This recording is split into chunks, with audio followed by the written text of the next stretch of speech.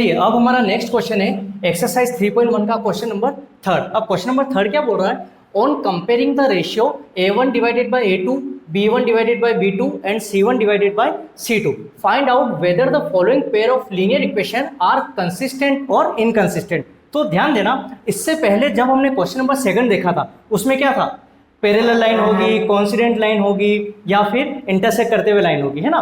तो आपको ये ध्यान रखना है कि भाई कंसिस्टेंट, यहाँ पे एक नाम क्या आया, कंसिस्टेंट आया, और यहाँ पे एक नाम क्या आ गया, इनकंसिस्टेंट। सबसे फर्स्ट क्लास में हमने एक टेबल पढ़ी थी, तो उसमें जो दो केस थे ना स्टार्टिंग के, अगर वो दो केस आ जाए तो कंसिस्टेंट है, और अगर लास्ट वाला केस मतलब अगर पैरेलल वाला आ जाए तो इनकंसिस्टेंट है। समझ गए? ठीक है। अब देखो फर्स्ट पार्ट क्या बोल रहा है, 3x plus 2y is equal to 5 and second equation 2x minus 3y is equal to 7। Consistent और इनकंसिस्टेंट बताने से पहले हमें क्या फाइंड करना पड़ेगा कि पैरेलल लाइन है या कौन सी लाइन है ना, इंटरसेक्ट लाइन है कौन सी है। तो अब आप क्या करोगे, इसमें सबसे पहले फाइंड आउट हमें क्या करना है, a1 b1 c1 a2 b2 और c2। तो ध्यान रखना, जब a b c आप फाइंड करते हो तो इजिकल टू में क्या होना चाहिए, जीरो। क्या यहाँ पे जीरो है? नहीं है। तो जब जीरो नहीं हो तो इस इक्वेशन को लेके हमें एक नई इक्वेशन बनानी है। कैसे? देख लो, मैंने लिखा 3x प्लस 2y, ठीक है। 5 उधर है, इक्वल के उधर है, इधर ले आओ तो क्या हो जाएगा, माइनस का 5 हो गया, है ना, क्योंकि यहाँ पे प्लस का 5 था। माइनस का 5 is equal to zero. Next equation देखो क्या दे रखा है, 2x माइनस 3y और 7 उधर है, इक्वल के इधर लाएंगे, प्लस का 7 है, इधर आया तो माइनस का 7 इजिकल टू जीरो। आगे बस में ये इक्वेशन नंबर 1 हो गई और ये इक्वेशन नंबर सेकंड हो गई, ठीक है। अब आप देखना, अब जब इक्वेशन बन चुकी है तो हमें क्या करना है, a1 b1 c1 देख लेते हैं। तो यहाँ पे मैंने आपको क्या बोला था कि जो a1 b1 और c1 रहेगा वो तो रहेगा इक्वेशन 1 में, और a2 b2 c2 रहेगा इक्वेशन सेकंड में। तो अब यहाँ आप देखो a1 इजिकल टू जो x के पास है वो तो क्या हो गया, a1 हो गया, ठीक है। और a2 की अगर मैं बात करता हूं तो x के पास में है तो a, बट इक्वेशन 2 की बात कर रहा हूं तो a2 कितना हो जाएगा, 2। आगे बस में नेक्स्ट देख लो, b1 की अगर मैं बात करता हूं तो y के पास में जो है वो क्या है, b1 है, तो यहाँ पे कितना 2 आ गया। और अगर मैं सेकंड इक्वेशन में लेता हूं तो वहां पे अपन बोलेंगे b2। और ध्यान रखना, प्लस माइनस से बहुत फर्क पड़ता है, ऐसा नहीं कि आप सब प्लस का ही ले लो, है ना। अगर माइनस का है तो माइनस का लेना है, कितना हो गया, माइनस का 3, यहाँ तो आगे बस में, ठीक है, -3। अब आप एक और देख लो, C1 और C2। तो अब हमें क्या करना है, C1 क्या है, माइनस का 5 है, और C2 कितना है, माइनस का 7। यहाँ तक क्लियर आपके? ठीक है। तो सबसे पहले हमें फाइंड करना है, और आप ध्यान रखना कभी भी डायरेक्ट मत करना, जैसा होता है ना a1 अपॉन a2 डायरेक्ट कर लो। डायरेक्ट करने में क्या होता है, कई बार मिस्टेक हो जाती है, लिख लो, है ना, थोड़ा सा टाइम लगेगा। अब इसमें वही चीज a1 डिवाइडेड बाय a2, ठीक है। अब a1 डिवाइडेड बाय a2 है तो अपन क्या बोलेंगे कि a1 तो कितना हो गया, 3 हो गया, और a2 कितना हो गया, 2 हो गया। यहाँ तक क्लियर आपके? अब देखो कैंसिल हो रहा है तो कैंसिल करो, नहीं हो रहा है तो रहने दो, ठीक है, छोड़ दो। उसके बाद में देख लो b1 अपॉन b2, तो b1 कितना दिख रहा है आपको, 2, और b2 कितना है, -3। आगे बस में जैसे ही मैंने देखा तो आपको दिख रहा होगा कि 3/2 है, और ये क्या है, माइनस का 2/3। क्या दोनों बराबर हैं? नहीं है। तो अपन यहाँ पे ऐसा लिख सकते हैं, a1 upon a2 not equal to b1 upon b2।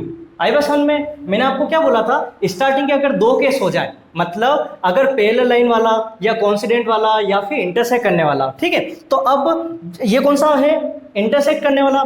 जब भी इंटरसेक्टिंग लाइन आती है, मतलब a1 upon a2 not equal to b1 upon b2, कौन सा केस है, फर्स्ट वाला।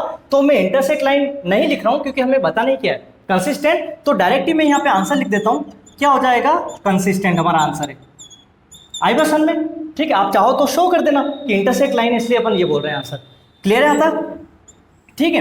अब वही सेकंड पार्ट, अब सेकंड पार्ट में क्या, वही सेम चीज है, दो इक्वेशन आपको दे रखी है। अब उसमें क्या करना है, यहाँ इजिकल टू के इधर जीरो चाहिए बट नहीं है, तो आप क्या करो, जमा लो, 2x माइनस 3y, ठीक है। 8 को यहाँ ले आओ तो माइनस का 8 इजिकल टू 0। सेकंड इक्वेशन देख लो, 4x, ठीक है, माइनस का 6y, 9 प्लस का उधर है, इधर आया तो माइनस का 9 इजिकल टू 0। आगे बस में ये दो इक्वेशन जम चुकी है। अब इसको तो इक्वेशन 1 नाम दे दो और इसको इक्वेशन नंबर सेकंड दे दो। अब जैसे इक्वेशन 1 और सेकंड आई, अब अपन क्या फाइंड करेंगे, a1। तो a1 कितना, 2 हो गया, A2 कितना 4 हो गया, यहाँ तक क्लियर है। आगे देख लो B1, B1 कितना है आपके y के पास में -3 और B2 कितना हो गया -6 आया समझ में। नेक्स्ट देखो C1, C1 है -8 और C2 कितना दिख रहा है आपको -9 आया समझ में। ये तो अपन ने फाइंड कर लिया। उसके बाद में वही सेम चीज A1 डिवाइडेड बाय A2, ठीक है। तो A1 कितना है 2 है और A2 कितना है 4 है। तो मैंने क्या बताया, अगर कैंसिल हो रहा है तो कैंसिल करो, नहीं हो रहा है तो रहने दो। 2 और 4 ऐसा टेबल बोलो जिसमें 2 भी डिवाइड हो जाए और 4 भी। 2 1 जा 2, 2 2 जा 4, कितना आ गया 1 डिवाइडेड बाई 2। तो A1 अपॉन A2 कितना आ गया 1 डिवाइडेड बाई 2। नेक्स्ट देख लो B1 अपॉन B2, तो जब B1 अपॉन B2 आ जाए तो यहाँ पे क्या दिख रहा है -3 और -6, माइनस से माइनस कैंसिल हो गए, 3 1 जा 3 और 3 2 जा 6, ये माइनस कैंसिल हो चुके हैं है ना। तो कितना आ गया 1/2। तो ध्यान रखना जब ये दोनों बराबर आ जाए तब आप किस पे बढ़ोगे C पे, C1 अपॉन C2। तो C1 कितना दिख रहा है आपको -8 और C2 कितना है -9, माइनस से माइनस कैंसल। अब 8/9 बचा, क्या कैंसिल हो सकता है क्या, नहीं हो सकता। तो आपको दिख रहा होगा कि ये दोनों तो इक्वल हैं बट ये अनइक्वल है। तो अपन क्या बोलेंगे A1 अपॉन A2, ठीक है, is equal to B1 upon B2 और not equal to C1 upon C2। तो मैंने आपको क्या बताया था कि अगर ऐसा केस आ जाए, ये कौन सा केस है थर्ड वाला, तो ध्यान रखना थर्ड वाला केस मतलब पैरेलल लाइन वाला। तो जब वो हो जाए तो अपन क्या बोलेंगे इनकंसिस्टेंट, ठीक है। तो हमारा आंसर क्या आ गया इनकंसिस्टेंट। क्लियर आपके, ठीक है, ये सेकंड पार्ट का आंसर हो गया। अब आप नेक्स्ट पार्ट देखो, आप थर्ड क्या बोल रहा है 3 divided by 2x plus 5/3y is equal to 7 और सेकंड में 9x minus 10y is equal to 14। अब सुनो दो इक्वेशन, मैंने आपको क्या बोला उधर क्या होना चाहिए 0, तो इसको मैं ऐसा लिख सकता हूँ 3/2x प्लस 5/3y, 7 प्लस का इधर आया तो माइनस का 7 है ना। उसके बाद में देख लो 9x माइनस 10y और माइनस का 14 इजिकल टू 0। अब सुनो ये तो हो गया। अब आपको दिक्कत क्या आएगी कि ये फ्रैक्शन में, पहले A1 अपॉन A2 फ्रैक्शन में होते हैं और ऊपर से ये भी फ्रैक्शन में। तो ध्यान रखना वैसे तो क्या इसको सोल्व अगर मैं पूरा करके बताऊं तो भी चल जाएगा, और अगर शॉर्ट में बताऊं ना तो भी समझ लेना आप, है ना। अब इसमें क्या A1 कितना 3/2 कह सकते हैं अपन, ठीक है, और A2 कितना 9 हो गया, ठीक है। अब उसके बाद में देख लो B1 कितना दिख रहा है आपको 5/3 दिख रहा है और B2 कितना है अपने पास माइनस का 10 हो गया। C1 देख लो C1 कितना है और C2 कितना है, C1 है माइनस का 7 और ये है C2 माइनस का 14 आया समझ में। अब वही चीज इसको सोल्व करके देखना। अब आप एक सेकेंड इधर देखें A1 डिवाइडेड बाय A2, तो अब यहाँ पे दो चीज है, A1 ऊपर लिखो फिर A2 ये, ठीक है। मैं डायरेक्ट करना बता रहा हूँ आपको कुछ नहीं करना है, ये लिख दिया कोई दिक्कत नहीं। अब इसको मत देखो, आप तो डायरेक्ट ये कॉपी कर दो 3/2 आई बस में क्या लिखा मैंने A1 लिख दिया 3/2 और A2 कितना है 9। एक ऑप्शन तो ये है कि आप ये ब्रैकेट लगा, मतलब क्या करो बड़ा अपॉन करो और नीचे 9 लिखो, अपने ज़्यादा दिमाग लगाना नहीं। 3/2 लिख दिया, अब 9 A2 का लिखेंगे नीचे लिखते ना, तो इसके नीचे लिख दो, समझ गए। तो 2 × 9 कर दो। बाकी अपन क्या करते हैं 3/2 डिवाइडेड बाय 9, फिर नीचे 1 लगाते, फिर उसको ऊपर लाते। तो मैंने डायरेक्ट बता दिया 3/2 तो है ही और A2 ऐसे का आता है नीचे आता है, तो इसके साथ 9 को भी ले लो, ठीक है। तो क्या हो गया अब कैंसिल कर दो, 3 1 जा 3, 3 3 जा 9, तो ऊपर तो आ गया 1 और नीचे 3 2 जा 6। क्लियर है आपके। अब आप देखो B1 अपॉन B2, तो B1 कितना है आपके 5/3 और B2 कितना है -10 है। तो मैंने क्या बताया अब B2 भी नीचे ही है, तो इनटू करके जब माइनस की वैल्यू आती है तो अपन किस में लिखते हैं ब्रैकेट में माइनस का 10। आगे सन में इसको सोल्व करना चाहो ना तो सोल्व कर लो, 5 तो ऊपर है ही, 10 3 जा 30, लेकिन प्लस माइनस का 30 कैंसिल कर दो, 5 1 जा 5, 5 6 जा 30।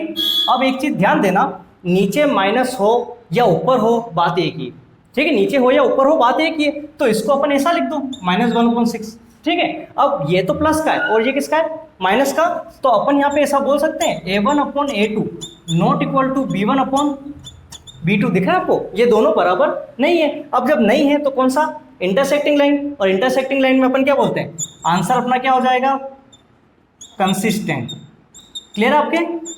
ठीक है, ये थर्ड पार्ट हमारा क्लियर। अब ये फर्स्ट सेकंड थर्ड तीनों देख चुके हैं, अब रिमेनिंग कौन सा बच रहा है, फोर्थ पार्ट और फिफ्थ पार्ट अपन नेक्स्ट क्लास में देख लेंगे। क्लियर? चलिए नेक्स्ट क्वेश्चन है हमारा क्वेश्चन नंबर थर्ड का फोर्थ पार्ट। अब क्या बोल रहा है, दो इक्वेशन आपको दे रखी है, इसी में वही बताना है आपका कंसिस्टेंट है या इनकंसिस्टेंट। देख लो, पहले इक्वेशन आपको क्या करना पड़ेगा, जमाना पड़ेगा। इजिकल टू के उधर क्या चाहिए हमें, 0, तो पहले हम इसे जमा देते हैं।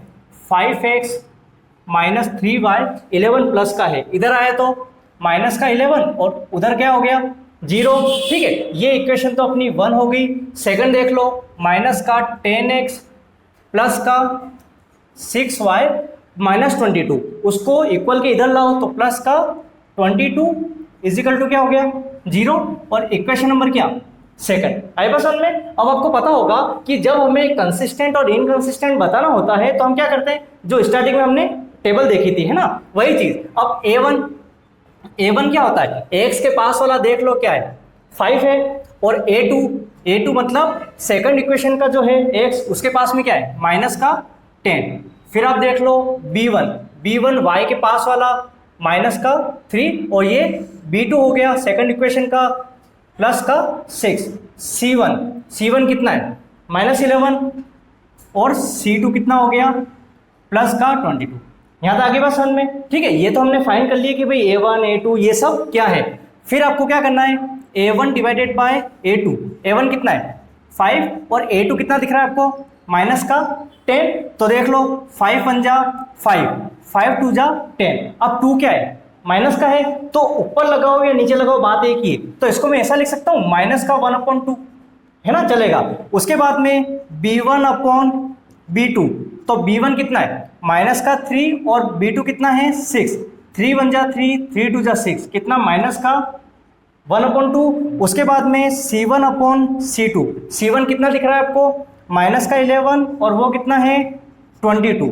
11 1 जा 11, 11 2 जा 22, तो माइनस का 1/2। आई बस में आपको दिख रहा होगा तीनों क्या आ गए, इक्वल आ गए। तो आपको पता होगा कि जब हमने टेबल पढ़ी थी तो उसमें हमने क्या कंडीशन देखी थी कि जब a1/a2 इजिकल टू हो b1/b2 और इजिकल टू c1/c2, ये जो कंसेप्ट बना ये कौन सा बना, कोइंसिडेंट लाइन का। तो जब कोइंसिडेंट लाइन होती है तो उसको हम क्या बोलेंगे, कंसिस्टेंट।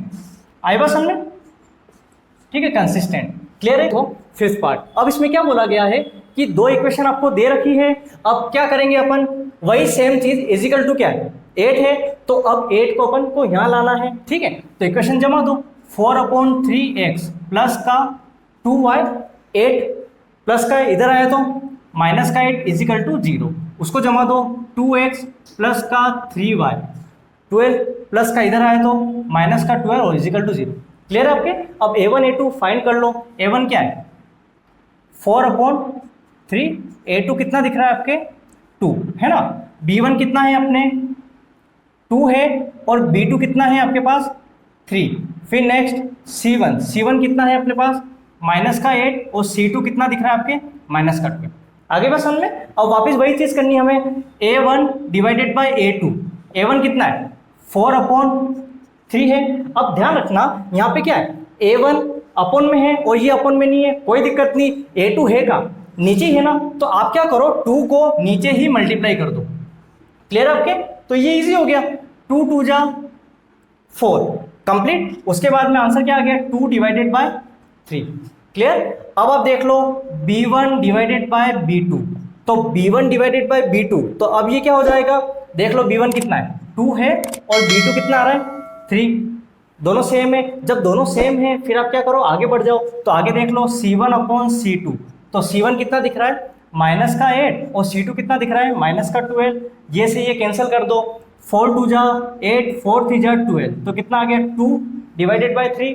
वही केस बन गया। ठीक है, तो मैं यहाँ पे लिख देता हूँ, केस क्या बना, तीनों इक्वल है, तो मतलब a1 divided by a2 is equal to b1 divided by b2 is equal to c1/c2। जब तीनों इक्वल होते हैं तो अपन क्या बोलते हैं, कंसिस्टेंट या इनकंसिस्टेंट? कंसिस्टेंट। तो आंसर क्या आ गया हमारा कंसिस्टेंट। क्लियर है? ठीक है।